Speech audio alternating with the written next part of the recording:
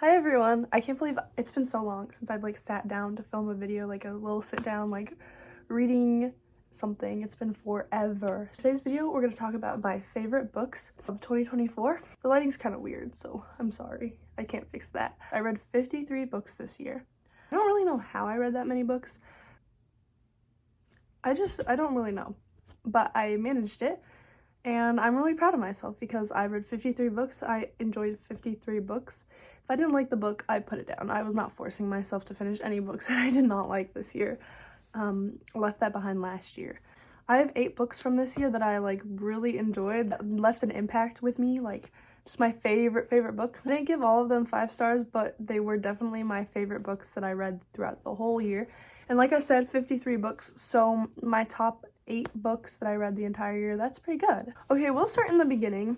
I got these books, I think I got them for my birthday last year. There's a new one coming out this month, and I'm so excited. The first books that I read in the beginning of the year, I read them in January. Well, January and February. These were two of my favorite books that I read this year, Fourth Wing and Iron Flame. If you like fantasy, I'm sure you've heard of it. I really liked Fourth Wing. I liked it more than I thought I was gonna like it. I expected to like it because I really don't, I have a hard time not liking books. I'm a big book lover. I will read anything pretty much. But I just didn't think, it's thick as heck, and I did not know, if I was gonna be able to get through it, if I was gonna like it enough to want to get through it. I liked it enough to want to get through it. I hadn't read fantasy in a really long time, unless you count my rereads of Percy Jackson, which I do every year.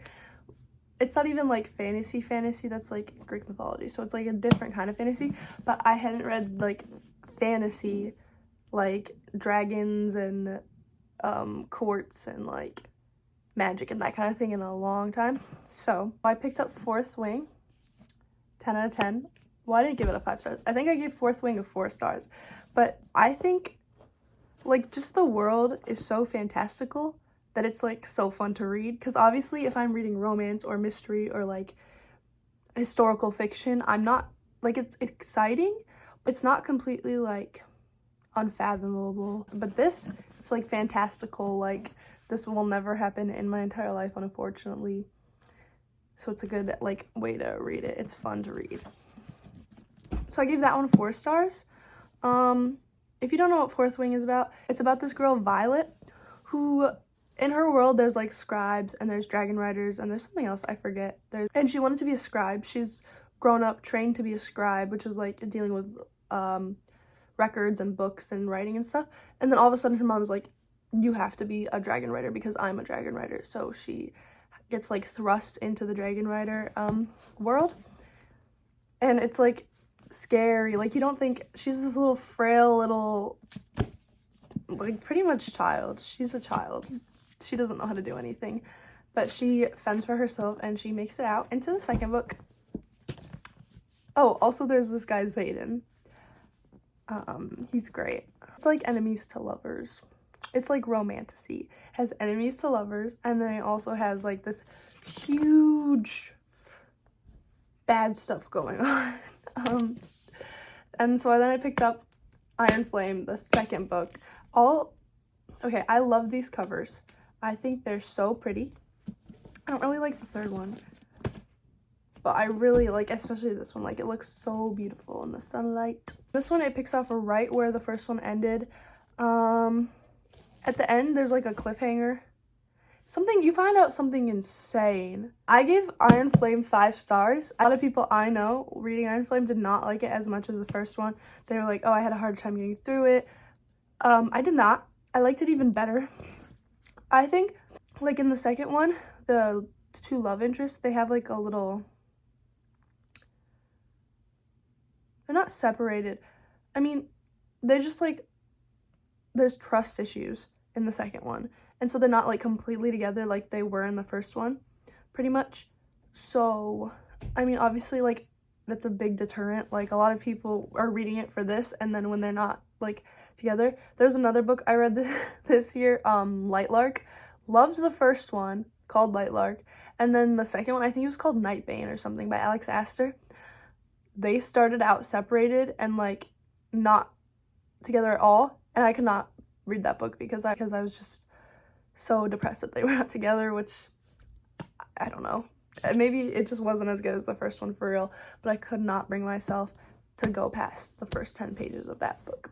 So I like this one a lot better than the first one. The next books that I loved, I read them at different times. The first one I read also, I think in like February. And then the second one I just read, I think I read it in October or November. I have 1,000 Boy Kisses and 1,000 Broken Pieces by Tilly Cole. I had to close the curtains. It's a little dark now, just because the light was really bothering me. Okay, but I read these two books. Again, like I said, really far apart from each other. 1,000 Boy Kisses, both of them, I was on the verge of tears the entire time. 1,000 Boy Kisses is about this girl, Poppy. And she has this best friend called Rune. And he ends up having to move back to Norway. He's from Norway. He moves to Georgia. Yeah, Georgia. And then he moves back to Norway when, I don't remember how old they are. But then he comes back to America in Georgia, and they haven't spoken in like years. They don't communicate, and like Rune has turned like bad boy, like I don't care anything, because he doesn't know why Poppy stopped talking to him, and that's like the main point of the whole novel. And then it's just about it's basically about them and their time together after that. And like I said, in tears the whole time. This book, I picked it up at the bookstore. It made me like cry the first 10 pages I read it. And I had to get it because, oh, it's so sad, but it's like cute. The second book is about her sister. Her sister's name is Savannah. She's dealing with everything that the first book left her with, and she has not done a very good job of dealing with it. She's struggling. Her therapist suggests that she goes on a trip, and basically it's like a group therapy trip, and she meets this guy, Cal, and he's also struggling. He quit school, he quit hockey, everything, and they both need to move on, so they find a way to like heal together. But it's really cool because it's when they go on the trip, it goes into detail about every place that they go to, like the lakes, but they went to so many places, and it sounds so exciting. Like, I loved reading about it. So yeah, I really liked these books. I would recommend them. They're pretty easy to read. So the next book, I think I read this around April or May. Like, it took me a few weeks to read. I found it at Barnes & Noble, and I thought it looked cool, so I picked it up. It's called In Memoriam. It's by Alice Wynne, and it's about, I thought it looks like it would have been published like 40 years ago, sort of like The Secret History. I think it was published fairly recently. It was published in 2023. It's about these two friends, Henry Gaunt and Sydney Elwood, and they're like prep school boys in the early 1900s. They've known each other forever, and it's right around World War I. So it's following their lives. It is romance. I mean, it's not a romance novel, but they do fall in love. It's talking about their feelings and their experiences in World War I and having to like deal with like liking each other in like in a society where it wasn't accepted yet. So I think it's really good.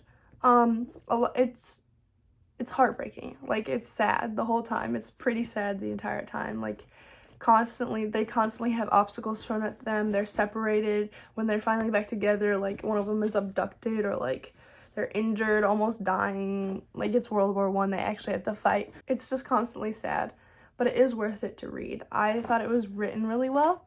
That was like my wild card book.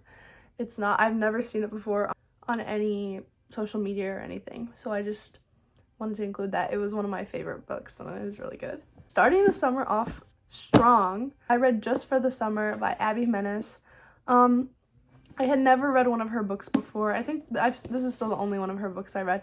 It's chunky for a romance novel. It's chunky, and it was like it was over 400 pages, which I liked. I enjoyed how it was long, but basically it's about this girl, Emma, and she is a travel nurse, and basically she thinks that she's like cursed, and like every guy finds the love of their life after they date her, and she posts about it on like Facebook or something. I can't remember, but this guy finds it, and he has the same thing. Like it's funny. They talk about it a little, and then like they want to date each other so that like the curse breaks, whatever.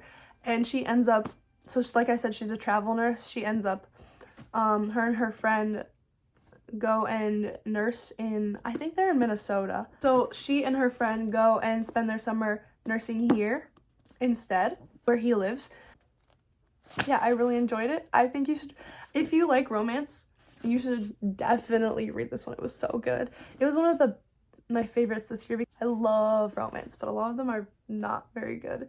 But this one had like substance, and I enjoyed it. This wasn't closing my summer off, but this was towards the end of my summer.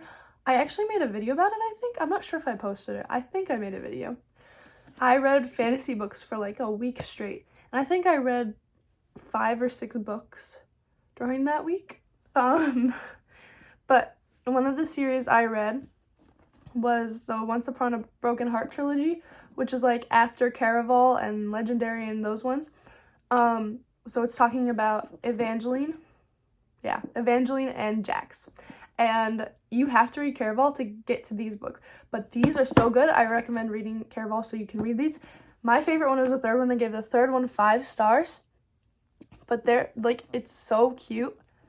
And obviously, it's like, it's a fairy tale world, but it's not like sunshine, rainbows, whatever. Like the whole plot the entire time is like someone's trying to kill someone and someone died, and there's a lot. Like it starts off, I'm pretty sure it starts off and the love of her life marries her stepsister. So it's like bad luck, whatever. But Evangeline and Jax, I love them together. I think they're one of my favorite like book main character couples. And I thought I loved Caraval. No, I love Once Upon a Broken Heart. Like this is so good. But basically Evangeline, like I said, the love of her life marries her stepsister, and she makes a deal with the Prince of Hearts. I think you should read it because this series is really good, and it's fantasy, but it's not like dragons and fae and that kind of fantasy. It's fantasy like princesses and princes and royalty and that kind of fantasy and curses, and it's cute.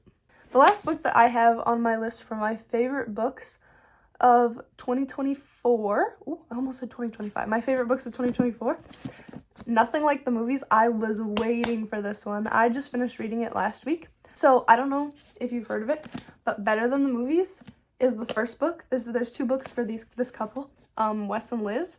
I love Wes and Liz so much. They're in college in this one. Basically, they break up.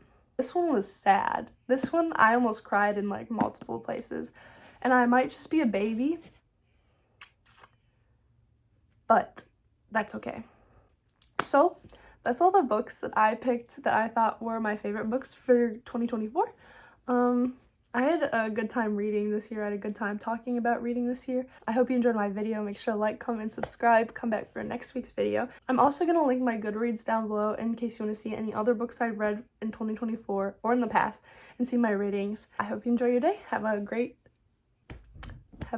whatever. I'll see you next week.